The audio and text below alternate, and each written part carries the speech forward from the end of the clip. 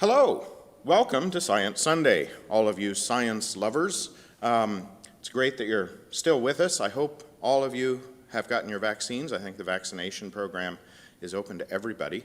Mike Winter has previously given a Science Sunday talk about how the RNA vaccine works, its innovative technological basis. It is really amazing, brand new technology on the face of the earth, and revolutionary for fighting disease, and safe for many reasons. I'm not going to recapitulate what Mike covered, but I recommend, if you're interested, to look up that Science Sunday on YouTube.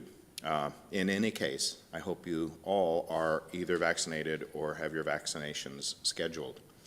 In Science Sunday, we cover a range of topics. We try to reach across different disciplines. We've talked about cosmogenesis, we've talked about evolution and various topics in biology, we've talked about some social science issues, but one of the things that is common to all of these disciplines at their best is a reliance on evidence and rationality. And we're fortunate to have with us today somebody that I am fortunate to be personal friends with, Dr. Phillips. Ivan has a PhD in theoretical physics from Northwestern University. That's correct, right? And he's been active in the Chicago regional secular philosophers community for many years. I consider him a philosopher of science as well as a scientist by training. A very deep thinker, somebody I respect greatly, and we're very fortunate to have him join us today to talk about this common feature of science and how it might become a common feature of your own thinking and evaluation. So without further ado, I welcome to the podium for Science Sunday my friend Dr. Ivan Phillips. Thank you, Scott, and I'd like to thank the Prairie State Humanists and the DuPage Unitarian Universalist Church for hosting us today. You might want to mention that people can, well, I guess they can hear me, I have a microphone. Yeah. If you have questions or comments during this, you can type them into the YouTube channel and I will relay them to Ivan. So the title of my talk is Textbook Rationality, which is also the title of a book that I just published, subtitled Rationality and Why We Should Teach It in Schools.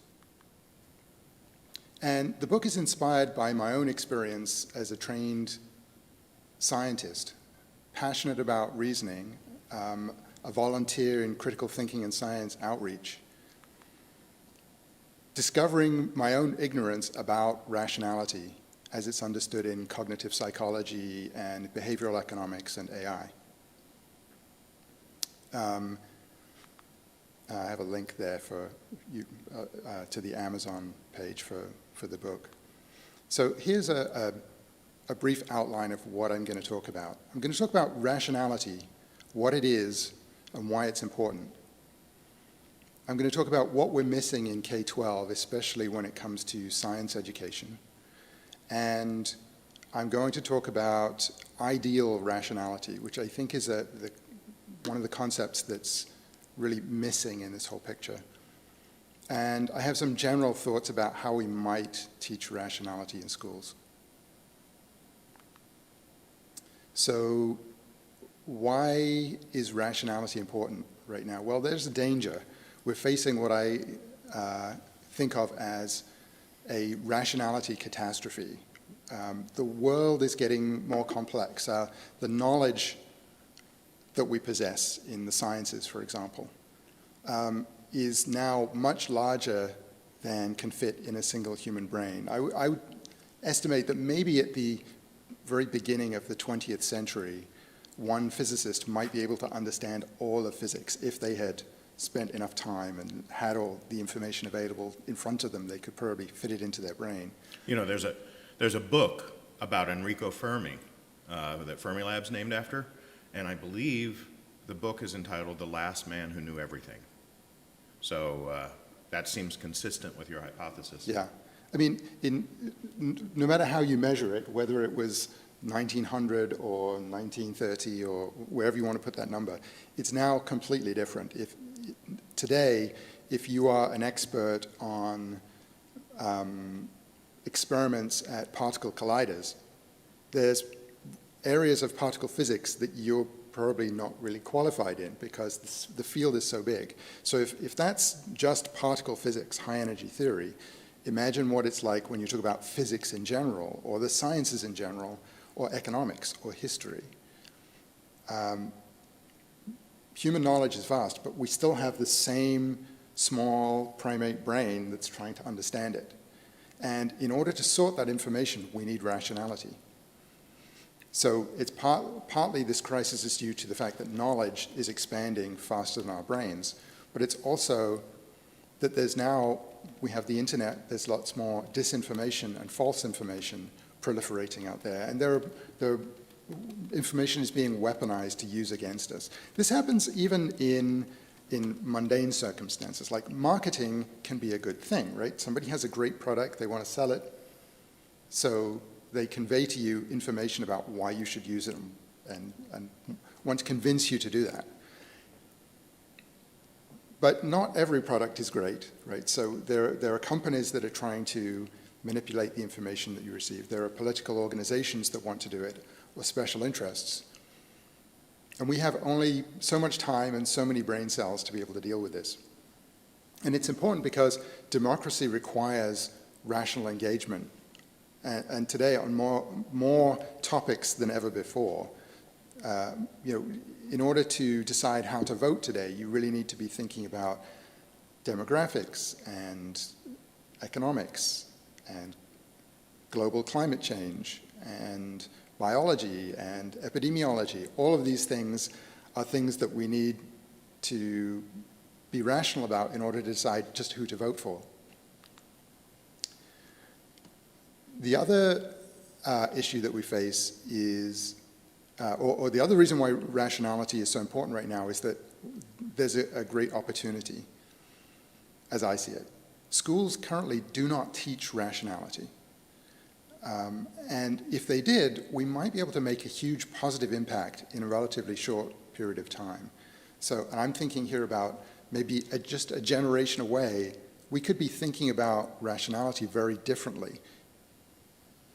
Ivan, maybe you'll get to this later, but when you say that schools don't teach rationality, how does that compare to teaching critical thinking or about logical fallacies and whatnot? I have slides on that, so okay, I will get to that. So one of the key issues about rationality, it's not that people are never rational. We can all be rational up to a point, and especially in the domains where we get a lot of rapid feedback on our actions. It's really that rationality is a soft skill. We know things about rationality, but we don't really know what we know, and we don't know how we do it. It's like riding a bike. And so we tend to think that this is something that somebody either has or they don't have, and it's a talent, rather than a technical skill. But it can be a technical skill. And I think that teaching it it's not just about giving people the opportunity to gain that technical skill. It's also that I think that it can change the culture. It can change the way you think about rational thinking. Professionalization. This is a strategy that humans have been using to overcome our limitations and advance human civilization. So I give examples here of fields that once were all essentially soft skills, like construction, food preparation, aviation, medicine, teaching were soft skills. So, when airplanes were first invented, you could get into a plane and, you didn't need a certificate because they hadn't really thought out certificates. You could try to fly it. Right. Yeah. Right. And same thing, food preparation. I mean, we all prepare food, so we all have some soft skill that we've developed in being able to prepare meals. In microwaves. In microwaves. But the real thing is, what happens when you want to scale this up to something civilization scale? You run into problems where people make mistakes in construction, or they make mistakes in food preparation, or in aviation, or in medicine, and we find that the risk is too high, so we put in countermeasures. Yeah, like medicine used to be, I mean, pardon the analogy, but almost voodoo. Different doctors had different opinions about what worked and why, and it was hardly scientific. It's partly that it was non-scientific. I think it's also that some of it, again, was soft skills. People were using their gut to make evaluations of how should I control my plane under these conditions? How should I treat this patient? How should I, prepare this food, and so on. And professionalization makes all of these things safer and more accessible as careers, and also makes the products more available to more people. So, previously, if you wanted to be a doctor, you would have had to apprentice, or tradesperson, you'd apprentice to do this. It wasn't written. It wasn't that there would be a school necessarily. Mm-hmm. The information was more compartmentalized, and it was not shared as openly. But with professionalization, by doing testing and certification and making training available, it now opens it up to more people. So why shouldn't we do this with rationality? And I like to make an analogy between the scientific revolution and what might be a rational revolution. So scientific inference predates the scientific revolution. Galileo and Newton technically were before the scientific revolution. And all of us at some point in our lives have done something where we've done a test that could be regarded as kind of scientific, right? So we kind of have this soft skill already of, hey, I'm going to bake 2 cakes and I'm going to use these 2 different mixtures and see how it comes out, right? It's like a proto-science. So scientific inference existed before the scientific revolution. What changed? What changed was the vocabulary, the training, the certification, accessibility, and funding. Try to imagine what it would be like to do science today, or fund science, if you didn't have a word for science. Right, it would be difficult to do that. And one analogy I would use is if you went back to, say, the 14th century and you're at a monastery and you see a monk and he's testing out a new fertilizer, and he has a vegetable garden, he's divided into 2, same vegetables, same sunlight, same rain, just different fertilizer. You'd be like, hey, wow, he's doing a controlled scientific experiment. But if you were from the 14th century, you wouldn't say that, because the word science, to the extent it existed, didn't mean the same thing. So you wouldn't have a word for the science. One of my favorite books that I've read in the past probably 3 years, I think you may have read this too, The Invention of Science by David Wooten. I have not. Yeah. And one of the things he talks about in there is how vocabulary was genuinely and profoundly limiting. Back in the 1300s, 1400s, the notion of scholarship was all about digging up old knowledge. And the very word discovery had no synonyms, and the word itself didn't exist. So the idea of figuring out something new was just literally inconceivable. I think that's fascinating, and that is part of what I'm aiming for here when I think about promoting rational thinking, is promoting the vocabulary alone. It's not even vital that people know mathematical formulas to be able to figure this out. Just knowing the vocabulary, I think, is actually very powerful. So an example of this problem of rationality being sort of invisible is when I like to ask people, what does it mean to think rationally? And I get a lot of different answers. people associate rationality with being emotionless or reflective, with common sense, selfishness, altruism, yet closer to the mark with logical, scientific, and critical thinking. But I think what rationality means to most people, when they're thinking about, am I being rational, they're really asking themselves, do I have a reason? And usually they think they only need one. So a reason for... A reason for their belief or Okay. for their action that they took. Okay. And if they can find one, then they think that they're rational. But epistemic rationality is really about proper inference. And it's really that simple. So by proper inference, inference is usually categorized into two kinds, deduction and induction.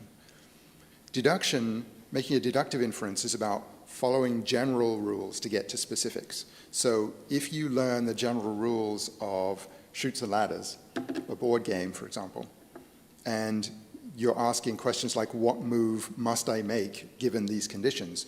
You're doing deduction. And this is really what mathematics classes are doing most of the time. Is that why computers can play chess? Is that they're doing a deductive kind of analysis of possible rule-based... I don't know what this... They can certainly play chess because they're doing deduction. You can use deduction to play chess. Okay. But I don't know what the state of the art is, and maybe some of them are using induction as well. Okay. But induction is different. So whereas deduction goes from the general to the specific, induction goes from the specific to the general. So in induction, you are learning rules by example. So if, for example, you're watching someone play a game of chess, Okay. and you are inferring, based on the moves people make, what the rules of the game are, Oh, I see. that would be an example of induction.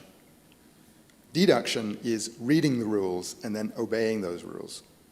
Induction is the reverse. And deduction is really about a conclusion of a deductive argument is necessary to avoid a contradiction. And the alternatives are impossible to accept without a contradiction. Induction is different. The conclusion of an inductive argument is probable, and the alternatives to the conclusion are less probable, they're improbable.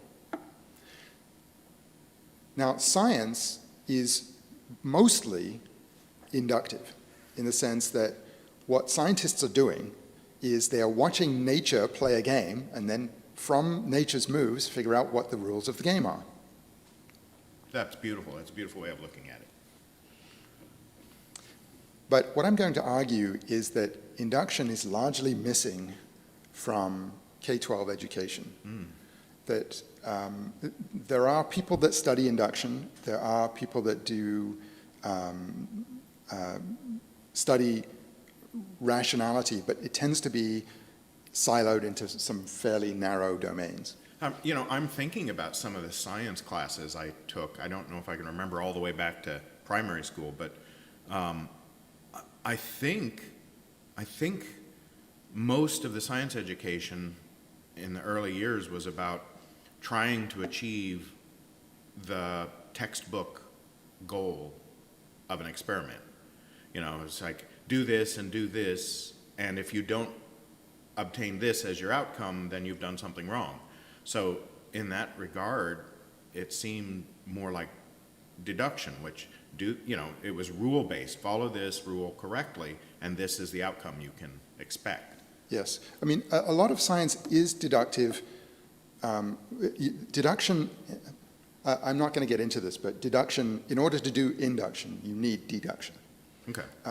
But a lot of what we do in science class, we're taught the rules, Newton's laws, for example, and then we get to apply them.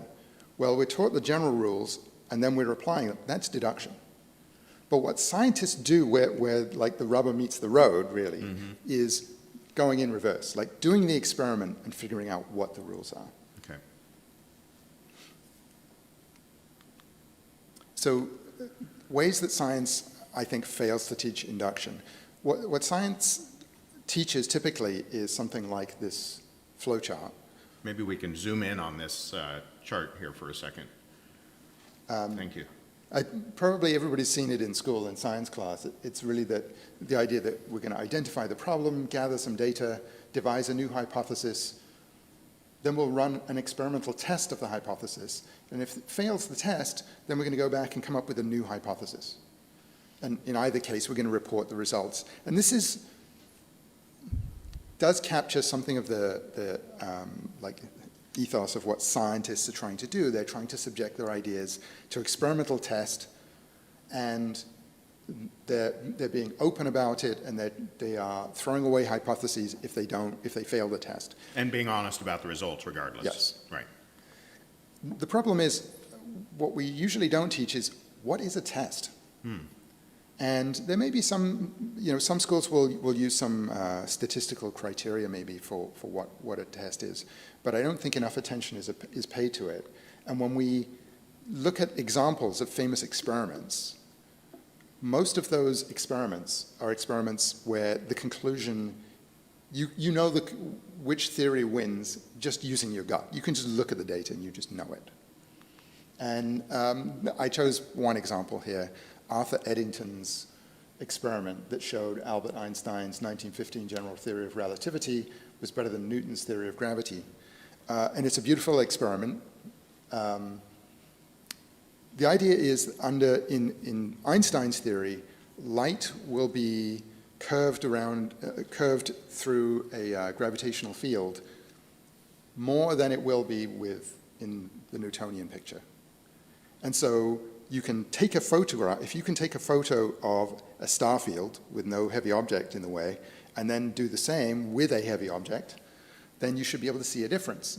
And there was a total solar eclipse in 1919, and Arthur Eddington took this photo, and he can see the constellation behind, in the frame, because most of the sun's light was blocked by the moon. And the stars were displaced by just the amount that was predicted by Einstein. And not the amount predicted by Newton. Right. And so you look at the picture, clear cut. Yeah. Right? And lots of experiments in history, as they're described, they're wonderful results, but they're also unusual. In most results in science, both theories can account for the data. And so why is not teaching induction a real problem? Well, the main reason is that most irrational beliefs are deductively consistent. It's not that they're impossible. It's not that they're deductively impossible.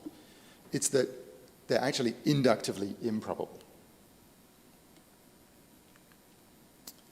And here's an example.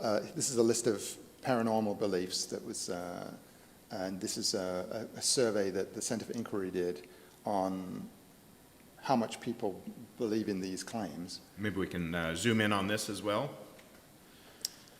The numbers themselves are not so important. I really wanted to just go for the list of these things. Okay. It does show that the numbers are increasing from 2016 to 2018.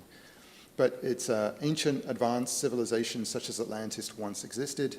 Aliens have visited Earth in our ancient past. Places can be haunted by spirits. Aliens have come to Earth in modern times. Bigfoot is a real creature. Some people can move objects with their minds. Fortune tellers and psychics can foresee the future. Wow. I have not seen this before. I am astonished that there's such an increase in belief in these unsubstantiated claims. I don't know, I haven't looked in detail at the study, so I don't know how reliable the numbers are. It's certainly plausible to me that with social media, that people get into silos where they find other people that Right. that have that are sympathetic to the idea. But really, the point that I wanted to make is these beliefs are all deductively consistent. They're not impossible, right? They're just improbable. Yeah, there could be a Bigfoot. Right. I'm just having flashbacks to the $6 Million Man Bigfoot episode. So So if we don't teach induction, we shouldn't really be surprised that people have difficulty parsing things like this. There are even bigger problems. I mean, if somebody believes in Bigfoot, but they also believe in the efficacy of vaccines, I'm probably pretty much okay with that, I think. Yeah. But the problem is that that's not what happens, right? So it seems like you're saying there is a way, given something that is perhaps a rare occurrence or deductively possible in nature, you know, it plays by the rules. A Bigfoot would play by the rules of biology, let's say. There is a different way to figure out whether or not that claim has merit. Yes. I'm saying that it's not about possibility, it's about probability. Excellent, thank you. Yeah. And the same thing goes for things like election rigging conspiracies. It's certainly possible for things like that to happen. It's certainly possible that genetically modified organisms, could be dangerous, and that everybody's trying to hide it. But the question is it probable? And that's really what induction is about. Or that Monsanto wants to kill people. Right. Yeah. So this is getting to your question, rationality versus critical thinking. Okay. And it's an interesting question. Are rationality and critical thinking different? So here's how I answer that question. I'm sorry, the slide is rescaled on my text here, so it's not as pretty as it was. But what should reasoning look like? So we think reasoning should be, I make some observations, I get my data, then I use my reasoning, and then as a result of my reasoning, I get to my conclusion. And when we describe, when someone asks us, why did you do this, or why do you believe this, we paint this picture. We say, look, I looked at the data, and for these reasons, I came to this conclusion. That's not what humans do. What humans actually do is they make some observations, they look at the data, and then they use their gut and their cognitive biases to get to a conclusion, and then they rationalize for that conclusion. Rationalization looks like reasoning. You're giving a reason why it is you hold this conclusion, but it's really more like an excuse for why you had the conclusion. Because you didn't get there by using the reason. You found the reason after you got the conclusion. Yeah, you're backing into a prior belief. Right. And so this is where critical thinking comes in. If humans are going to be rational, we need critical thinking, because we need to be able to attack these rationalizations and these cognitive biases and these gut conclusions and say, look, let's try to make this human picture look more like the ideal picture. But what if I had an ideal reasoning machine? The ideal reasoning machine would not jump to these conclusions. It would just apply the best practices of reason from the very beginning. Is that another rule-based thing then? Well, I'm going to say yes. Huh. But let's suppose this machine knew how to reason according to a formula that was ideal, and it would reach conclusions. It wouldn't need critical thinking. So humans need critical thinking. We cannot be rational without critical thinking because we don't think according to this algorithm. And even if we learn rationality, we're not going to be like an ideal reasoning machine. We're still going to get our emotions and our preferences and whatnot in the way, right? Well, yeah, I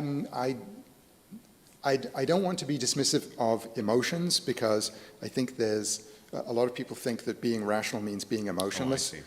Okay. Emotion is a fact about us, right? So there's nothing irrational about emotion. Emotions are non-rational.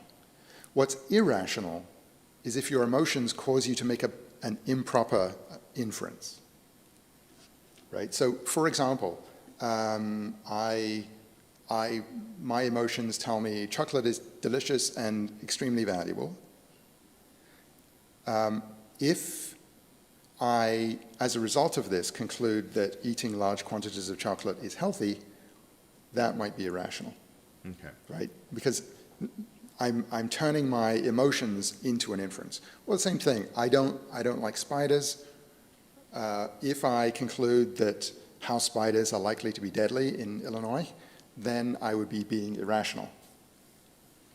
And maybe but- advocate for killing all spiders, Right. which would have negative consequences. Yes. Yeah.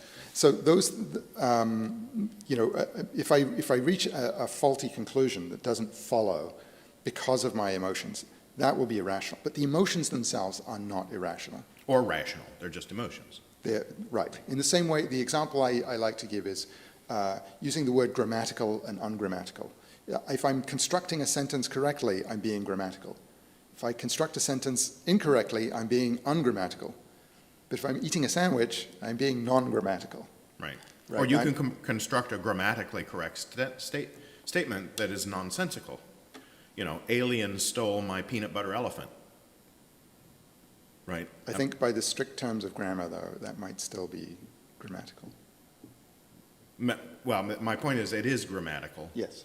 And however, the content is dubious at best, Yes. if not nonsense. Right.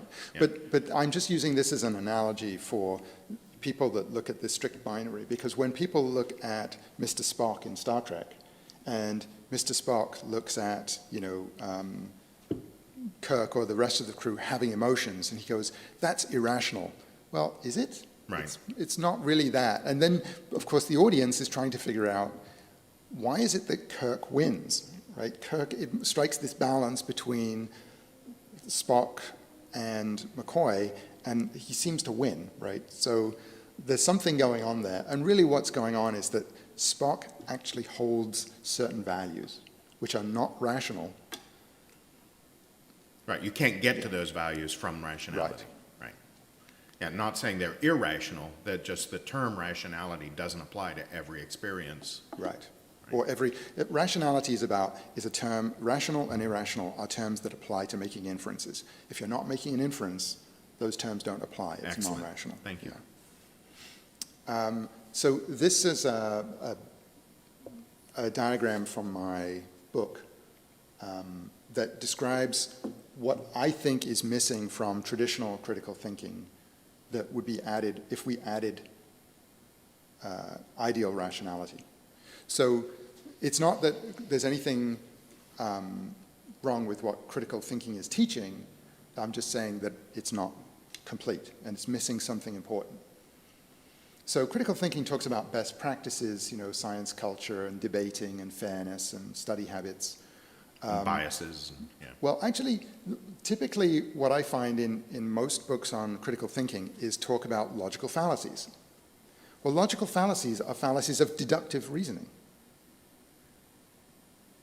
Most of the time, they're not the most important thing, right? Like, one example would be, one of the logical fallacies is the appeal to authority. Mm-hmm. Something's not true just because an authority says so. But if I want a medical opinion, I go to a doctor. So I'm going to an authority, right? Just because a doctor says so doesn't mean that it's necessarily true, right? It wouldn't cause a universal paradox if a doctor gave me bad advice. But probabilistically, I'm more likely to get good advice from a doctor than from somebody off the street. Or a tree surgeon. Right. Cognitive biases are more like fallacies of inductive logic. Mm-hmm. But a lot of books on critical thinking don't cover cognitive biases. And I think it's partly just that cognitive biases have really become more into the mainstream only in the last 10 or 20 years. The thing that's missing is ideal rationality, like inductive reasoning and causal reasoning, which I don't talk about in the book, but is also another fascinating subject. So yeah, traditional critical thinking is too focused on deductive reasoning, logical fallacies. There's lots of things about syllogisms, and I don't know to what extent that helps people overcome difficulties they have in understanding arguments. There's also an emphasis on breaking problems down. So if I have a long, complicated argument, if I break it into pieces, I'm more likely to see an error if I've got it into simple steps.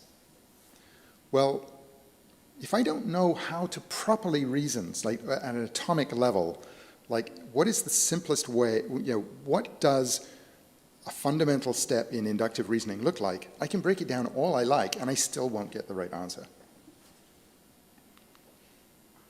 So I'm going to talk a little bit about Bayesian ideal reasoning. The word Bayesian is named after Bayes' theorem, and Bayes' theorem is named after the Reverend Thomas Bayes, who in the 18th century first came up with the theorem.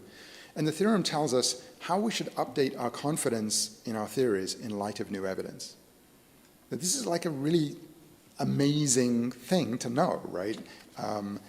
It's like a grand unified theory of reason.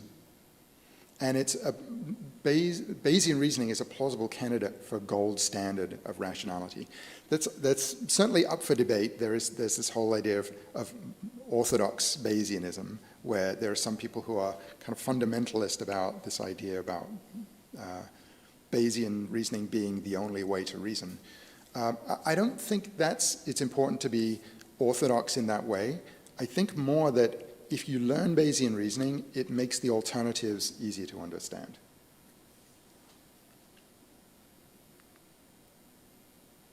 Okay, so to explain Bayesian reasoning, I invented this scenario, this game that I call 620, and it involves a 6-sided die and a 20-sided die. And this is maybe the simplest example that I could come up with to teach the principle involved. And the principle is really powerful, because everything that we know by playing an analog of this game. So the idea is this: I have a 6-sided die and I have a 20-sided die. And I'm going to pick one of these dice at random. And if I were to ask you now, since I picked them at random, what is the probability that I pick the 6-sided die? You'd be like, well, that's 50-50, right? You don't have any information. It was a random choice. But I then take the die that I selected and I roll it, and I tell you I rolled a 3. So now which die was selected? The natural way for humans to think about this is to think again in terms of possibility. So we go, well, it's possible that I rolled a 3 on either the 6-sided or the 20-sided, so again, I don't know. But if we think in terms of probability, there's a big difference. The probability of rolling, a 3 on the 6-sided die is 1 in 6. The probability of rolling a 3 on the 20-sided die is 1 in 20. And as a result of that, it's more likely to be the 6-sided die. And one way to see that is if we were to play 120 games in exactly the same way, I make a random choice, right? So in 120 random choices of 2 dice, I'm going to pick the 6-sided die 60 times and the 20-sided die 60 times. And on the 6-sided die, I'll have 10 threes in 120 games on average. And in 60 rolls of the 20-sided die, I'll have just 3 threes. So out of 13 threes in 120 games, 10 of them will be on the 6-sided die. And as a result, we know that the probability that it's the 6-sided die that was selected is actually about 77%. But we can go further than this. We can continue playing this game. I keep the same die as I had before, and I roll it again. This time, let's say I get a 1. Then I get a 5. Then I get a 6. Then I get a 1. Then I get a 3 and a 2. After 14 rolls of the same die, all Randomly selected die. This original randomly selected die, we're now sure that this is a 6-sided die, right? We're much more confident. Mm-hmm. What are the odds of rolling a 1 through 6 on a 20-sided die 14 times in a row? The odds are actually only 1 in 20 million. So it's extremely improbable to get this result. It's possible, but it's improbable. But what if on the 15th roll of the die, it's reported as a 14? So, And you're absolutely certain which die it is, right? well, that's, again, the naive human thinking is to go, yeah, I would be absolutely certain. But no, right? What is the probability that I misread the die, I misspoke, or you misheard? What if I said 4, but you heard 14? Very rare kind of occurrence, maybe 1 in a million. That would be like if your full-time job was playing this game, 1 in a million works out to like it will happen like once a year, Okay. right? So it's a very rare occurrence, but it's actually more probable than 1 in 20 million of rolling the 6-sided die and getting a 1 through 6 14 times in a row. So at this point, it's going to be impactful. You're going to wake you up and go, wait, we need to look at this. But it won't be enough to completely shake your confidence. Wow. You're still going to be more confident that it was the 6-sided die. And Because you've had, 14 rolls previously that supported the hypothesis that it was a 6-sided die, and suddenly you get one roll that doesn't support that. So now you're questioning the reporting of the I rolled a 14 more than you're questioning whether or not it was a 6-sided die. Right, and this is the origin of this notion that extraordinary claims require extraordinary evidence, right? The claim that it's the 20-sided die is an extraordinary claim because there's so much evidence for the 6-sided die theory that it's extraordinary. And so the level of evidence you need is now higher than it was before. And you might go, hey, you changed the rules on us because you're now looking at the error rate of reporting the correct numbers. What if you did that from the start? Well, you can go back to the start and say, what if there was a 1 in a million chance that you would mishear the roll of the die? And it still works out to 77%. It's just, That's beautiful, yeah. decimal place there. So, again, this is a universal idea. Right? Everything we know by playing something like 620. It's just that the number of sides on the die may be different, and the dice may represent different things. But the reason that we think, for example, the sky is blue during the middle of the day is because we've rolled this dice many times, and the sky has been blue most of those times. If we wake up one morning or one afternoon and the sky is green, we're likely to say, what the heck's going on here? Right. We might actually begin to question, like, is there something wrong with my vision rather than with the sky? Right. And just as an aside, during, really severe thunderstorms, sometimes the sky does look green. Yeah. So it was a extenuating circumstance that had nothing to do with the normal reason why the sky looks blue. Right. But with deduction, in deduction, there's this notion of validity, right? I can have an argument that makes perfect sense, like all men are mortal. Socrates is a man, therefore Socrates is mortal. Yeah, absolutely. Right? But what if, how do we know that all men are mortal? We haven't checked every man that's ever lived, or woman. But the idea is that in deduction, if I said all men are immortal, Socrates is a man, Socrates is immortal, that is just as valid, right? It's just logically. Yes. Yeah. Deductively. Okay. Right? What you need in order to know are all men mortal is induction. And to do induction, you're basically going to play this game. Okay. And you have this theory that To goes... know if your premises in the syllogism are Yes. accurate, you have to play the inductive game. Right. Okay. So there was a comment from someone about math. This is the only slide, I think, that has any math on it. And it's just the beautiful picture of Bayes' theorem. There's only 3 letters on the whole thing. They're just in different combinations. Right. So I think that learning about Bayes' theorem, it's not that people are going to learn this formula and then plug in the numbers and then get the right answer to everyday problems. That's not what I'm anticipating. But I do think that this is a really good way of organizing thinking about critical thinking because cognitive biases correspond to these different terms. And that if you are trying to solve a problem and you write down this formula, you can sort of just pick at the formula and go, am I getting do I have reasonable numbers for these parameters? What could go wrong with my reasoning? So the Bayesian orthodoxy, the idea is that you're Hang on. Do you explain this formula in your book further? I do. Okay. So I don't do a formal derivation. I sort of do, if you play 620 to round 2 and do the calculation, you've virtually got the formula right there. Okay. And so by the time you've done that, it's intuitive. And in fact, the formula is, although I do use the formula in places, it really works more like a shorthand than anything else.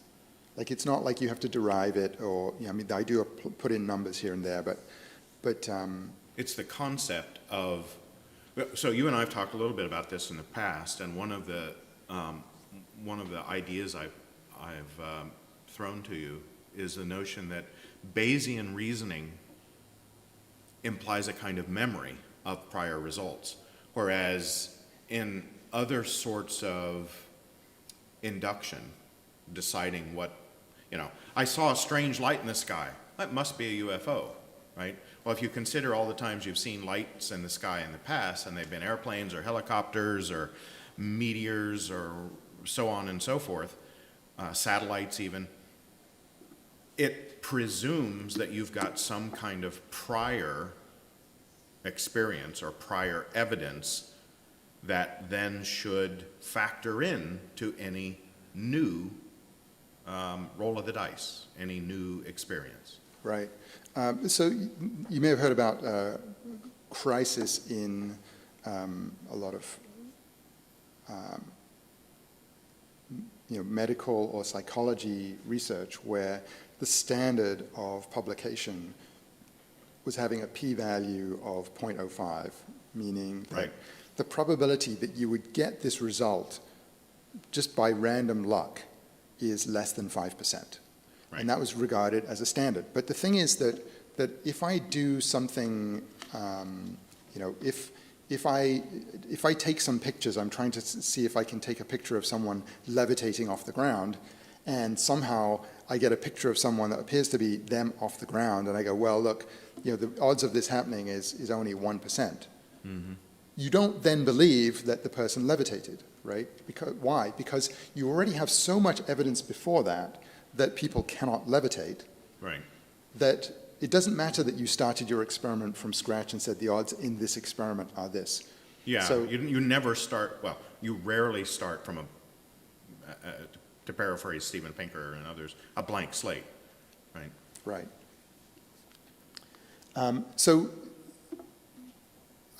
This idea that your thinking is rationally proper if and only if you're thinking like a Bayesian. What I really mean by that is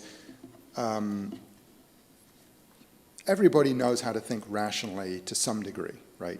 We all make rational decisions every day, especially where we have expertise and where we have experience and feedback. When we're thinking rationally, we're actually thinking like a Bayesian. Yeah, it's cloudy, it might rain. Right. Right, that's based on prior. Right. Well, now, we may not be doing it in as detailed a way or as precise a way as a Bayesian. There may be some error involved. But basically, when we're doing it correctly, we're doing it like a Bayesian. And although it looks like it's mathematics, it looks like it's something new, if you were to look at your own decisions in a Bayesian light, many of them would be rational. Many of them would be irrational, but it's an important distinction. And the Bayesian orthodoxy says Bayes is the way. Again, I don't think that it's necessary to accept that. I think that the alternatives to the Bayesian picture are just easier to understand once you understand Bayes. So what might rationality education look like? Imagine a course that teaches Bayesian reasoning and critical thinking and statistics. You might say, okay, well, that's quite a lot of material. Where are you going to put it? Because the curriculum is already full. Well, what if you were to give people a credit towards science, a credit for social studies, and a credit for mathematics for taking this course? Because this kind of a course covers those subjects. In many ways, this is better than what as far as teaching a scientific method or scientific inference, I think this course would be better than most science courses are today. Yeah, and there's this misconception, I think you and I both talked about this in other contexts, that the slide you showed of the canonical, classical scientific method is not the full story or even the most accurate story to the way science is actually done. This Bayesian method of repeating measurements and taking prior measurements into account, et cetera, that's far more accurate, right?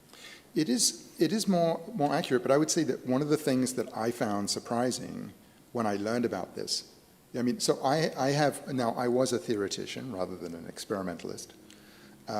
Before I understood Bayes as I understand it now, I had heard of it as a technique, as a statistical technique, right? So if you look at a book on like AP statistics, you will see a section on Bayes' theorem and applying it. But there's a difference between seeing a limited formula in a stats book and saying, oh, by the way, this is the universal way that we know everything. This is really what rationality is. If we were building a machine, it would be using Bayesian networks or something along those lines. And it is used in artificial intelligence Yes. Paradigms these days.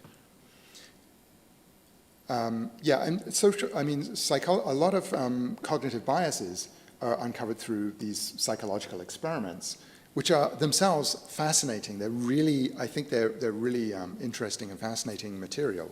So I think that it would keep kids engaged, but also it takes you into those, it's a great introduction to psychology, I think. And then, of course, because it's statistics, you could satisfy a mathematics requirement. There's long been discussion about whether schools should be teaching statistics instead of calculus. Right. And I was a physicist. I wanted to be a physicist ever since I was like 6. So to me, at the time, when I first heard the suggestion, we should be teaching statistics instead of calculus, I'm like, I'm a theoretical physicist. I would much rather have calculus. But in retrospect, I've very rarely used calculus since I left grad school, but I use statistics every day. I also think that this notion of ideal reasoning is a great way of integrating critical thinking into the curriculum. Critical thinking tends to look like a list of do nots, right? Don't do this, don't do this. It's a corrective approach. And that's great, but it kind of looks like a laundry list. And I feel that if you have an ideal way, if you have a way where you said, if I were to take this from scratch, and I were to go back in time and analyze, why do I believe what I believe?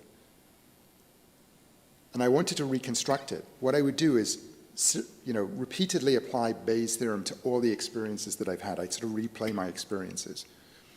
This gives me an epistemology, in other words, a way of knowing, a way of seeing how it is that I know what I know. Right. And I think that's really important.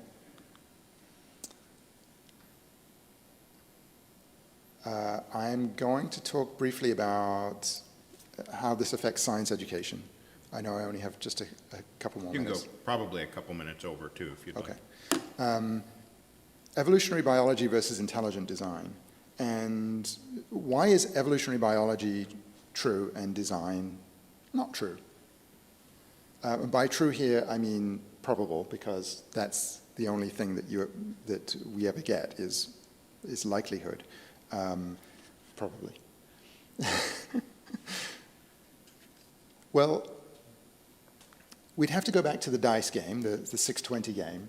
So evolutionary biology on reductive chemistry is very restrictive. In evolutionary biology, you have descent. Animals are born to other animals. There's common descent. So you have either one tree of life, I could imagine we might discover one day that maybe there are 2 trees of life. But there's a small number of trees of life, and most of the species are related to each other. Common composition, they're based on the same technology because evolutionary biology can't swap things out, right? So this is very different with engineering. When I build a car, no car has ever been born to another car, and if I want to put an electric motor in my car instead of a combustion engine, I can do that. If I want plastic body panels, I can do that. Injectors instead of the distributor cap. And Right. whatnot, yeah. And on the other hand, evolutionary biology cannot do that, right? Evolutionary biology is not going to suddenly make nuclear-powered turtles or plastic deer or, bizarre combinations that an engineer could make. Giraffes that eat petroleum for energy. Right. And, evolutionary biology on reductive chemistry has to make things which are consistent with physics, which means, you can shoot things and they die, for example. Design, if you're an all-powerful designer, has other options. Ghosts and vampires and things that have supernatural powers where Zombies. physics, right, cannot kill them. So between these two theories, evolutionary biology and intelligent design, which one looks like the six-sided die? If evolutionary biology is a six-sided die, then design is like a trillion-sided die at the very least. And we've rolled this die thousands of times. And every time it's come up a 1 through 6. And this is why we know that the world was not designed. Now, it's not that design is impossible, right? It's not a question of possibility. When people think about this, they go, oh, well, yeah, well, the world, evolution is there, but it's possible that it was designed to look evolved or it was designed to use evolution.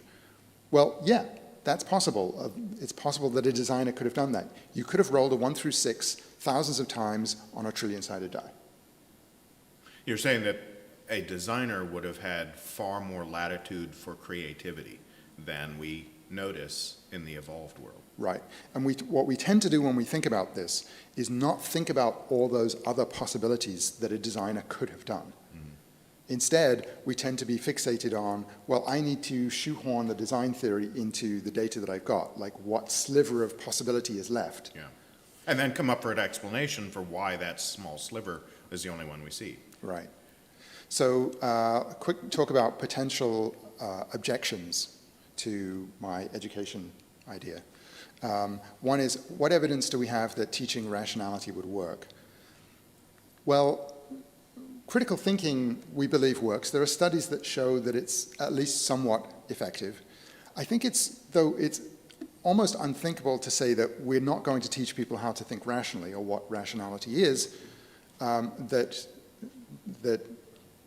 I mean, I can understand if it was a huge investment, but it doesn't seem like it's a huge investment to do this. We'd still be teaching people about science and about mathematics in the process. Might people use their knowledge of rationality to create better rationalizations for irrational beliefs? The answer is, I'm pretty sure they will. Yeah. But again, that doesn't seem like a good reason not to teach people how to reason properly. Well, can I allude back to your intelligent design versus evolution? One that I've heard is, the designer or designers, if you're a pantheist, etc., the designer or designers deliberately made a world consistent with the way it would look under evolution as a test, to test our belief or faith or whatnot. So you can arbitrarily come up with rationalizations that can help you bolster an irrational conclusion. Yes. Well, one example that I would give is if you've ever been in a debate with someone that you believe is holding irrational views, and then you refer them to, let's say, expert opinion on medicine or on science, and then they come back to you with an argument from authority. So they're using an argument about logical fallacies against you in order to bolster an argument that's actually irrational. So this kind of thing does happen. But again, I don't think that this is a good reason not to teach people how to reason. Like, we should then all be disarmed in some way. You could say, well, if we professionalize rationality, do we take away agency? Are we talking about outsourcing rationality? I think that to some extent we already do. It's just that we don't know how it works, right? If we don't know what rationality is, all we know is we're trying to get information from journalists or from scientists. I think that professionalizing rationality will will democratize it. It means that instead of it being something that only a few people have access to because they happened upon the right kind of thinking or what seems to us like a talent, if this is a technical skill, let's teach it to everyone that we can. I do want to say also about people using their knowledge of rationality to make better rationalizations or misusing the information. This is always possible, right? A big part of being rational is how we motivated. And I want to do a shout out for Julia Galef's new book, Scout Mindset, which is all about, having the right attitude to going into, when you're trying to decide what's true, don't go in as a soldier, go in as a scout. You want to know what is true. You want to be able to have an accurate estimate for what your uncertainty is and what the risk of being wrong is. And don't go in there as a soldier trying to fight for your side or for your argument. And nice. This is important, but I also think it's important to know, okay, well, once you have that attitude, what tools are you, what is reason? Mm-hmm. Once I want to know the right answer, what is the way to go about it? Another criticism is Bayesian reasoning may not be the ideal of reason. I've sort of addressed that briefly. Radical probabilism is this really neat idea that you can do something less than Bayesian updating and end up more rational in certain circumstances.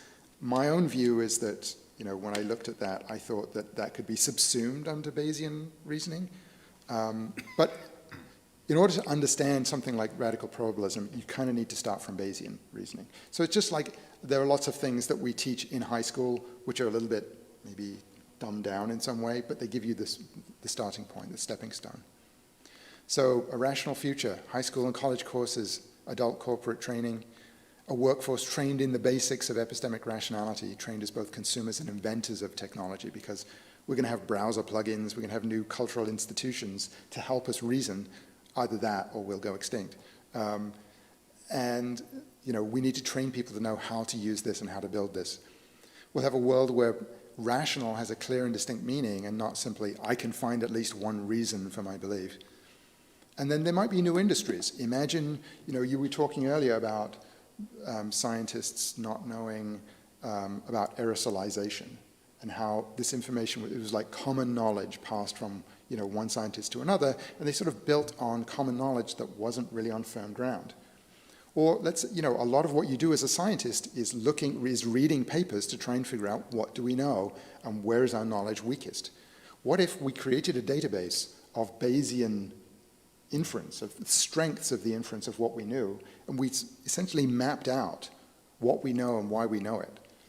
I could see this happening, and Google, somebody like a Google could do this. One of the things that I perceive, I could be mistaken, but one of the things I perceive is that when you do a search in Google, it returns results that are weighted towards your interests, right? It builds a personal profile through cookies and whatnot. It knows who you are, where you are, what socioeconomic class you're in and whatnot, and it gives you these results that are tailored to you. I could imagine instead some kind of search engine that would give you results that are tailored toward the most rational, probabilistic outcomes. I think that ultimately machines will be able to do that. I think that that's going to be a long-term goal, because in order to encode this information, if I read a paper and I need to understand the concepts involved, a Google or a GPT-3 AI engine is not going to be able to figure that out, because it doesn't know what the concepts are.